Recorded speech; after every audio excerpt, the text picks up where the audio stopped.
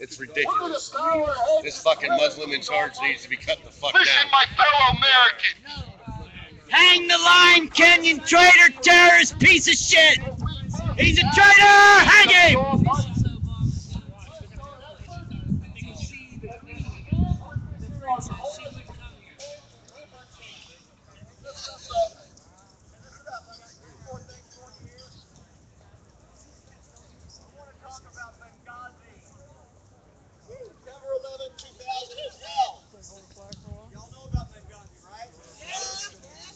Four good American men there. I'm going to tell you how they died, because the White House is not going to tell you how they died. I have the pictures. I know how they died. They were cattle prodded. They were raped. They were burnt. They were cut. They were beaten to death for 7 hours. Numerous requests came in for help. They were denied. There was a general that was going to go in anyway. He was relieved of duty. Now, I hold the president complicit for that. That's what we were just saying. Request for assistance. Now, I mentioned the Second Amendment earlier about guns. I want to tell you what George Washington said about guns. A free people ought not only be armed and disciplined, but they should have sufficient arms and ammunition to maintain a status of independence from any might harm or attempt to abuse them, which would include their own government. That was General Washington.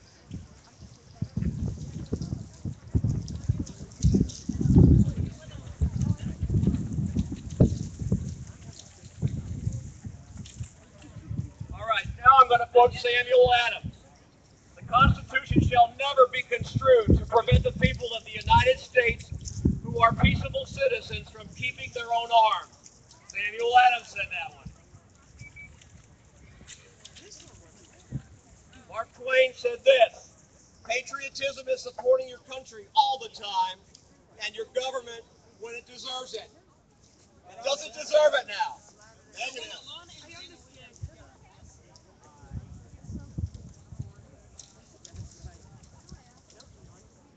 Okay, now this is Thomas Jefferson. No free man shall ever be debarred from the use of arms. The strongest reason for this, for the people to retain the right to keep arms, is the last resort to protect themselves against tyranny and government. And finally, John Kennedy. Hey guys, I saw some of your comments down there. The gentleman that is speaking right now with the megaphone, I guess his name is Dr. Bob. That's right now. So anyway, what's the our dog? He's a constitutional sheriff.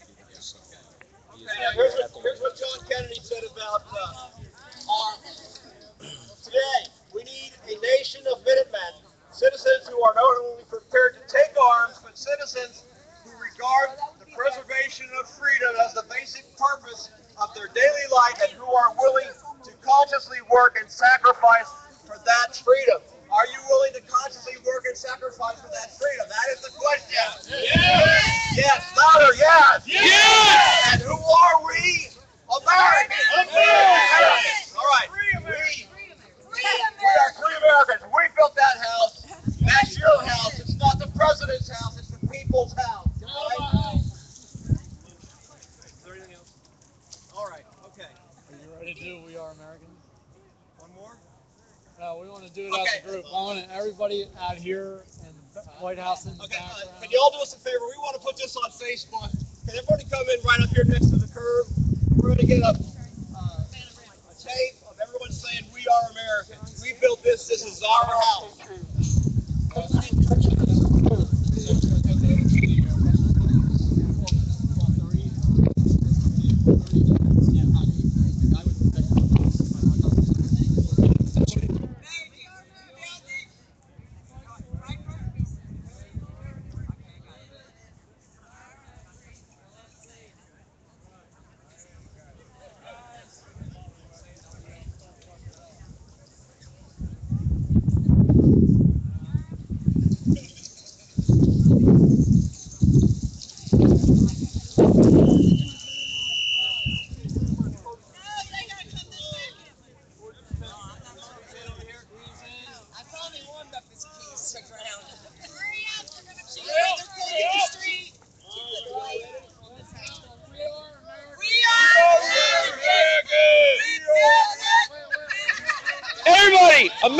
on 3. 1, 2, 3. America!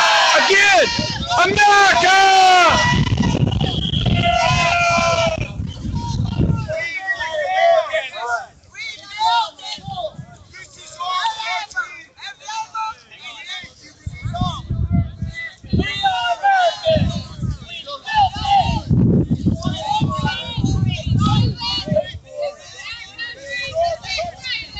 Wake up. Come on, we gotta go. Hello. Hey, Steve. Hey, Denise. God bless you. We're going to the Senate building right now and meet with the sheriff. You don't have to go. If you want to go, you have to go. That's right. Yeah. That's right.